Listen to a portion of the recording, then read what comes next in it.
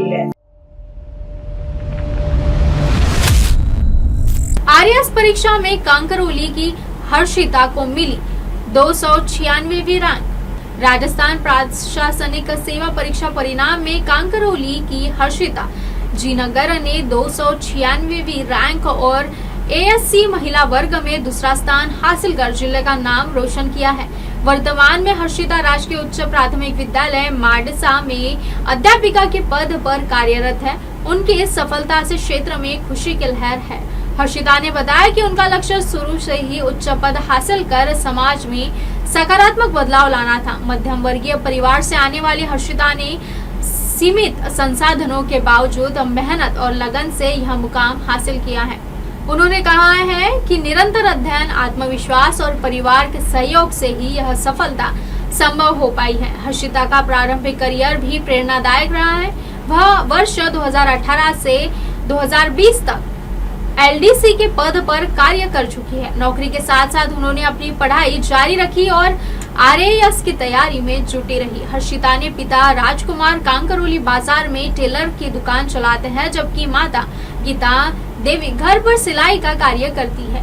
3 भाई बहनों में दूसरे नंबर की हर्षिता की बड़ी बहन भी अध्यापिका है। साधारण परिवार से निकलकर बड़ी सफलता हासिल करने वाली हर्षिता शुरू से ही पढ़ाई के प्रति जागरूक और मेहनती रही है।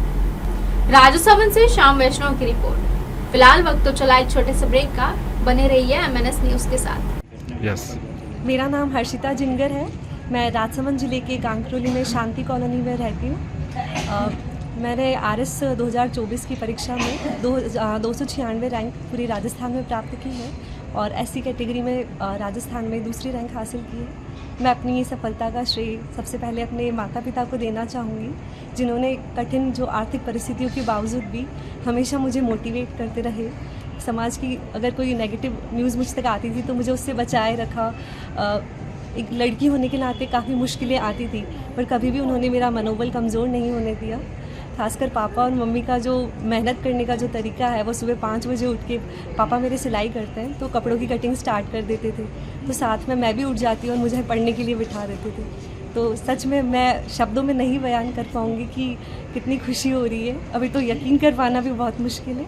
इसके अलावा जो भी अतिथिगण बाहर से पधारे हुए हैं, मैं उन सभी का तहे दिल से स्वागत, अभिनंदन एवं धन्यवाद करना चाहूँगी कि आपने मेरे इस खास दिन को और भी बेहतर बनाया है।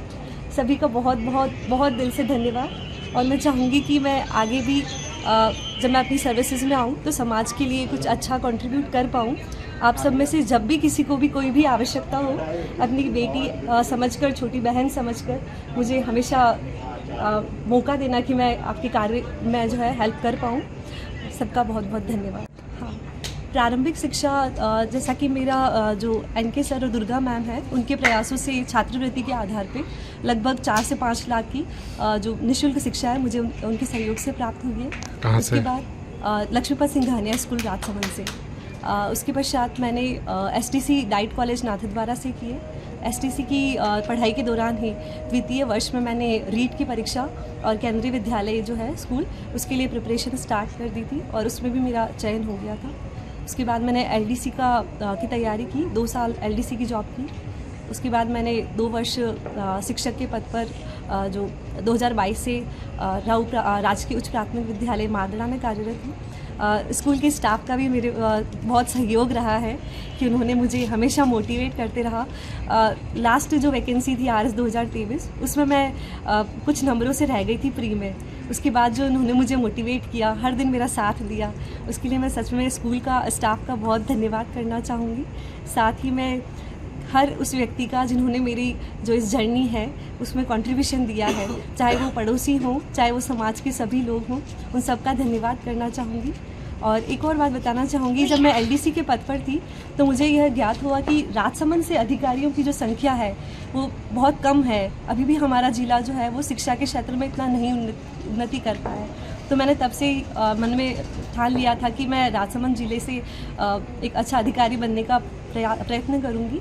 और उसके बाद और सर मेरे जो समाज से हैं उसमें जिंगर समाज में मतलब बहुत ही मुश्किल था हमारे लिए पढ़ाई में यहाँ तक पहुँच पाना। तो सर मैंने बहुत कोशिश करी और मैं सच में समाज का बहुत बहुत आभार व्यक्त करती हूँ कि उन्होंने मुझे हमेशा सहयोग दिया। सर ने हमेशा जब भी मिलते हैं मोटिवेट करते हैं। एलडीसी के जब मैं पद पर थी तब से सर का कंट्रीब्यूशन रहा है और सभी का धन्यवाद, बहुत बहुत धन्यवाद। Thank you sir.